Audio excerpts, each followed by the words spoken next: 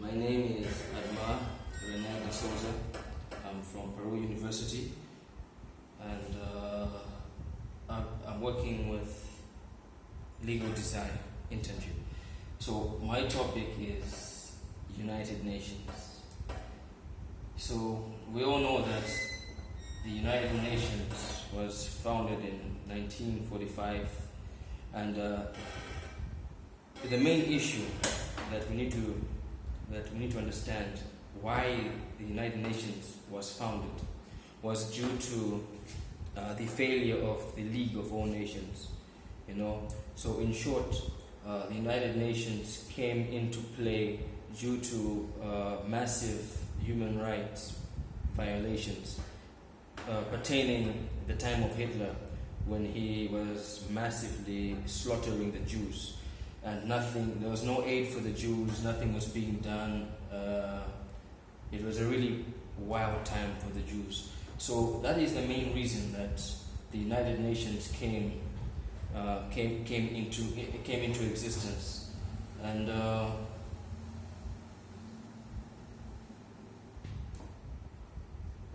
to be precise, on January 1, 1942, that's when the representatives of 26 nations gathered together with the Axis powers during the time that there was a war going on.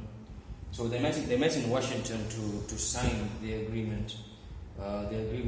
The Declaration of the United Nations endorsing the Atlantic Charter.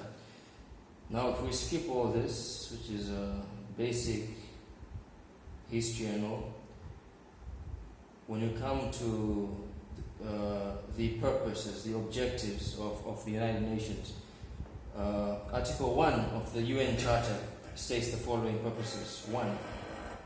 To maintain international peace and security, and to that end to take effective collective measures for the prevention and removal of threats to the peace and for the suppression of acts of aggression or other breaches of the peace, and to bring about by peaceful means and in conformity with the principles of justice and international law, adjustment or settlement or international disputes or situations which might lead to a breach of peace. Number 2, to develop friendly relations among the nations based on respect for the principle of equal rights and self-discrimination of peoples, and to take other appropriate measures to strengthen universal peace. Number 3, to achieve international cooperation in solving international problems on an economic, social, cultural, or humanitarian character, and in promoting, encouraging respect for human rights and for fundamental freedoms for all without distinction as to race, sex, language, or religion. And lastly, number 4, to be a center for harmonizing the actions of nations in the attainment of these common ends. As good as the objectives and the motives behind the UN, as good as they are, the UN has its own agenda, because one thing that we need to understand is that the world is being forced to sign the treaty or the charter to be protected. They want you to sign.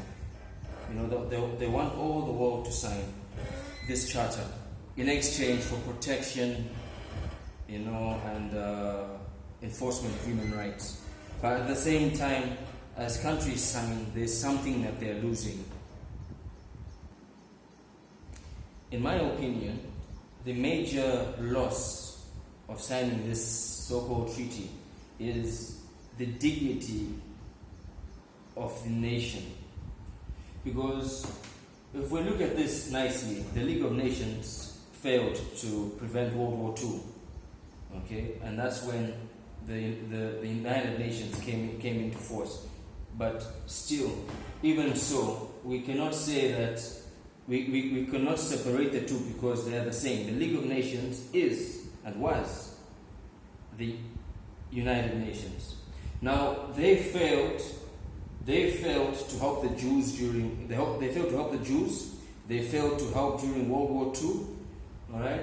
So, and even in this case, if we look at it from this point of view, World War II was actually assisted by a divine act. And that is something that is in the history books, but it is not published effectively. So, yes, there's an account of the soldiers at the war front seeing angelic beings helping in battle. So this is something that is actually factual, but it's not published. It's not given to the world. So that was done to prevent the abomination of Hitler taking over the world. Now, in the end,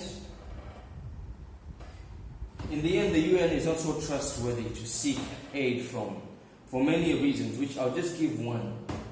I'll just give one major case topic here is the occupation of Israel in 1948. Ever since the creation of the Jewish state in 1948, Palestinians have been fighting against what a UN investigator once described as Israel's ethnic cleansing. Now, the facts of the case here are at least 15,000 Palestinians were killed, and some 750,000 out of a total population of 1.9 million were forced to take refuge far from their homeland between 1947 and 1949. More than 7,000 Palestinians and 1,100 Israelis. Correction, Israelites. Although it sounds very biblical, but Israelites. Okay, so to conclude, it also imposes a crippling blockade on Gaza. Today Israel controls 85% of historic Palestine. It also imposes a crippling blockade on Gaza and continues its construction of illegal settlements on occupied lands in defiance of several UN resolutions calling for an end to those activities. So that's in the end. This is just one case study, but there are several case studies where the UN has failed to help various countries. There has been mass deaths, there has been mass burials, there's still starvation going on. So in the end, the world cannot seek aid or total aid from the UN, because since time immemorial, from the beginning of its creation, it has failed to act on its promises.